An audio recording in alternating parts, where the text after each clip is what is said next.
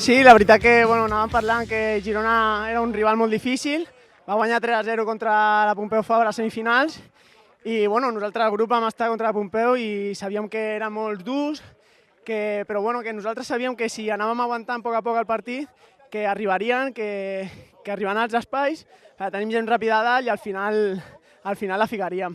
Doncs l'any passat va ser una experiència molt maca. Feia anys que Ramon Llull al futbol no anava als campionats d'Espanya i ens vam trobar una primera victòria que potser ens va fer pujar al cel, no? Llavors, després va costar més i vam lluitar fins al final per passar a la final. No va poder ser, però aquest any l'equip és molt jove, ve amb moltes ganes, són uns cracs, la veritat, i crec que hem reforçat molt l'equip en totes les línies i això farà que puguem fer millor paper a Espanya.